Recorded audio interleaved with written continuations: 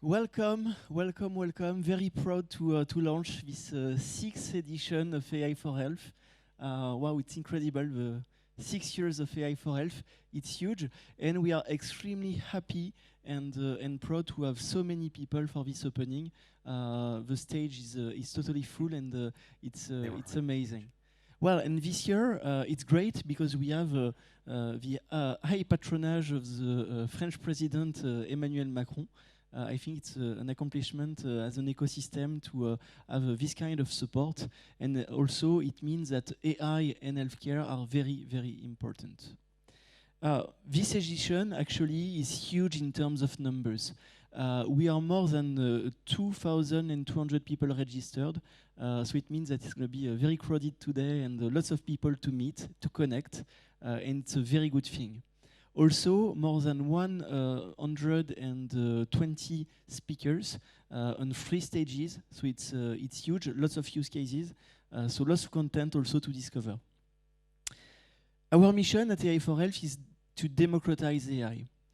When I started in 2018, actually, there was like kind of 9 or 10 use cases and startups in the demo zone to discover. It was the very beginning.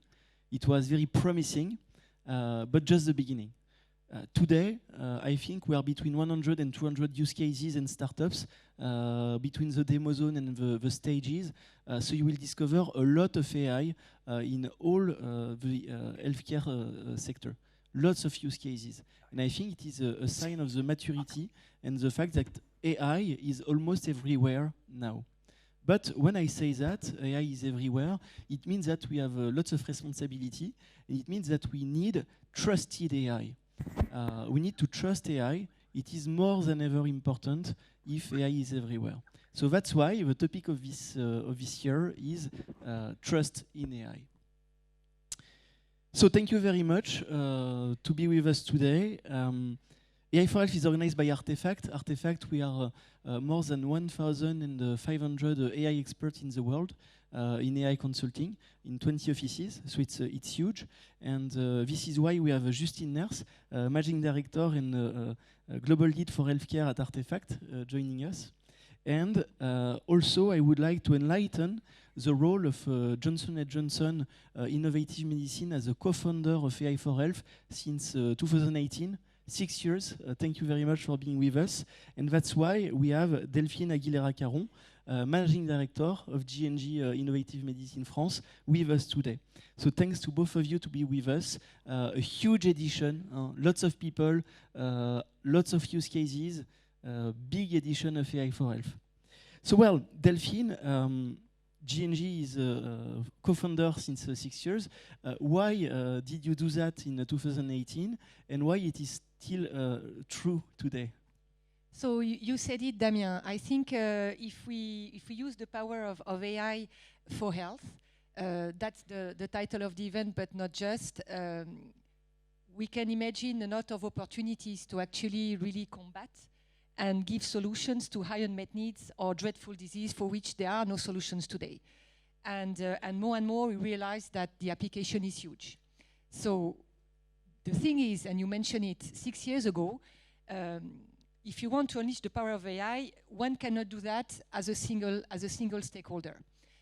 Even if J&J wanted to do that, we don't have necessarily in-house the full power to do it. And therefore, activating an ecosystem of stakeholders made of public and private research facilities, big companies, small companies, startups, biotechs, you name it, to actually discuss the opportunities but also the challenges was really at the heart and the creation of this event to actually enable collaboration but also tackle the common challenges that we have.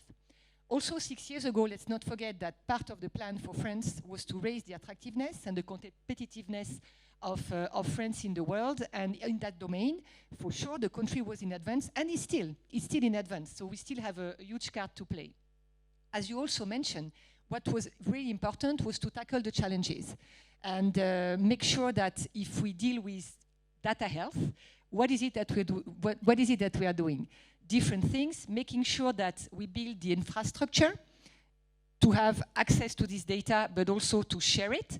but also, as you said, to share it in a trustful way. So let's make sure that when we use it, it's used for the right purpose, that these data are protected as they should, so that we work with them to really, like I said, find innovative and innovation in science, and not do something that could be bad with it. So that's, I think, the reason why we are still there. We still strongly believe in it. And this year, I'm very proud to say that we also joined in our sponsorship with J&J MedTech. I think I saw some colleagues from MedTech here, so that we are really there as a Johnson & Johnson corporation.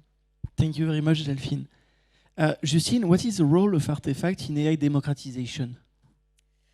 Thank you, Damien. First, hello everyone. It's a real pleasure to welcome you to this 6th edition of AI for Health with Damien and Delphine. Today, we are here to talk about trust in AI, as you said, Damien, as you said, Delphine. Artefact purpose is to help its client build this trust in AI by democratizing the usage of data through three main levers. The first one is building data foundation. We all know that the ecosystem is data-rich but complex, with very old IT systems and multiple data producers which need to collaborate to generate value. At Artefact, we support our clients in building trustworthy data foundation, which allow them to share data and to collaborate on research projects without compromising patient privacy. The second lever, which is very important for us, is empowering people. You cannot have a successful data transformation if you don't have people to drive it. Indeed, the success will not come from the technology in itself. It will come from our ability to disseminate AI in the entire organization. At Artefact, our role is to embark everyone, the researcher, the clinician, the sales representative in pharmaceutical company, and make them aware about the stakes and challenges that reside behind data. We do that through our Artefact School of Data, which deliver massive acculturation and training programs to the entire ecosystem. The third lever is building scalable and explainable data and AI products. We will see today that AI has the power to disrupt the entire value chain. Amazing conferences are planned on biomolecule generation, how AI can improve the patient care pathway. I want to take two examples today to demonstrate, to non-experts, the power of AI and data. We experienced in France in 2022 3,700 shortages, 2 times more than in 2021. Of course, a part of these shortages are due to macroeconomic events, such as increasing global demand, delocalization. But for sure, a part of these shortages can be reduced through the usage of AI, through, for example, refined demand forecast or improved distribution planning. The second example I want to take in another field is on chronic disease management, more precisely on diabetic care. AI can help, in insulin dosing through data collected from glucose monitoring devices and can command an insulin pump without any need for the patient to intervene. So I think that these two examples are really powerful to demonstrate the power of data and AI. And at Artefact, we have all the experts, data scientists, data engineers, product owners, that can help the ecosystem work on these three levers that I just mentioned. Thank you very much, Justine. Delphine, how J&J contributes to the emergence of innovative healthcare? So J&J, first of all, innovation is part of our DNA. This is how the company has grown, and we have, in many instances, in many diseases, brought, I would say, breakthrough solutions where patients had nothing. So innovation is what we do every day, because every day patients are still suffering from disease that cannot be treated or cured.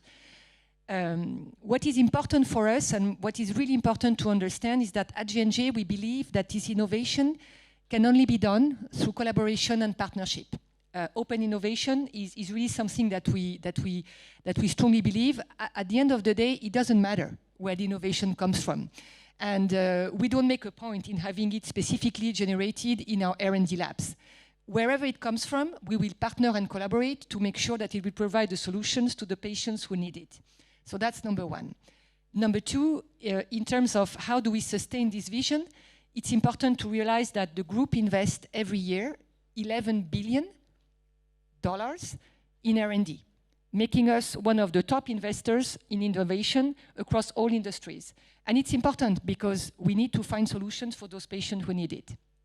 In terms of OpenAI collaboration, Since 2013, we have collaborated with more than 175 startups and little biotechs to generate, those projects where, a sparkle in science can be generated, and then a medicine can eventually be produced.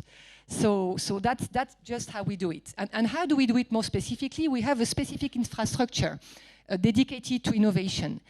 We have around the world 13 J-Labs, which are structures that are specifically there to host startups, to give them, the power that they need to develop.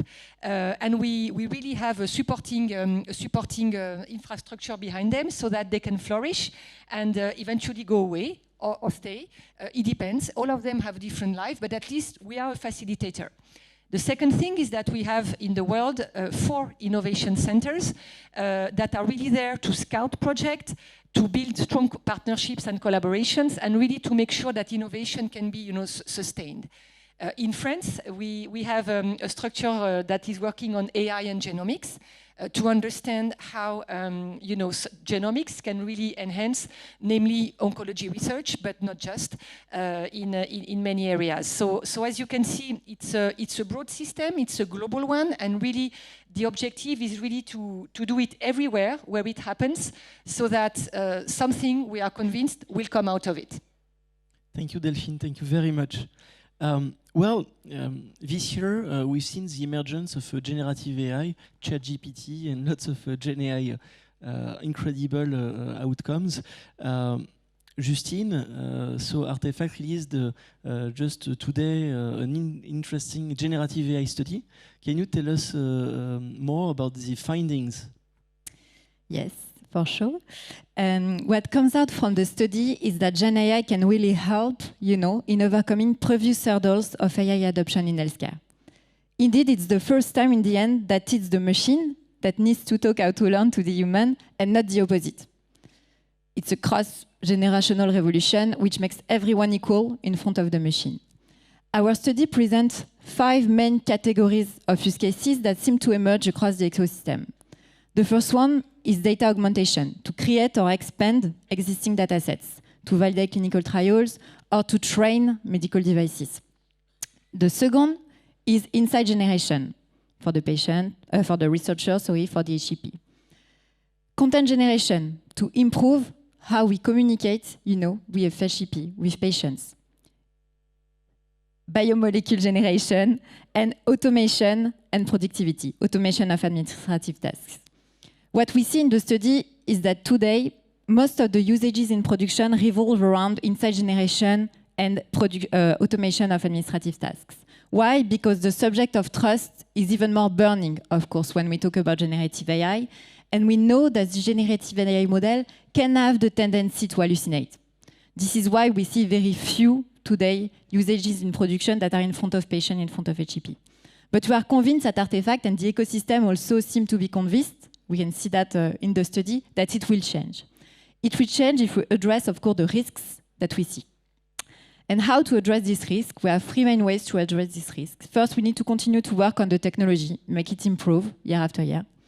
Second, we need to work on the regulatory framework. We need to build a regulatory framework that will regulate the usages that we can do through Gen AI and not the technology in itself. And third, we need to keep in mind that no matter what, in the end, it's the human that will take the decision. So yes, the study is available, as you said, Damien, online and printed. Don't hesitate to come to see us if you have any question today. Thank you very much, Justine. Thank you, Delphine. So to conclude this opening session, I would like to say thank you to you participants to come here, to connect, to meet people and to discover AI for Health. I want to say thank you also to the team organizing the event, my AI for Health team, the Artefact team, the GNG team, and all the partners team supporting this incredible event. I want to say thank you also to the startup members that you will discover during all this day, from big startups such as Doctolib, but also very small ones, early stage startup, just launching a product product since this year. So it's lots of startups, almost 100. We are very proud of that because AI for Health, it is the intersection of startups, big companies, private and public sector. So it is very important. And also I will mention big corporate members who are supporting this AI for Health event and initiative.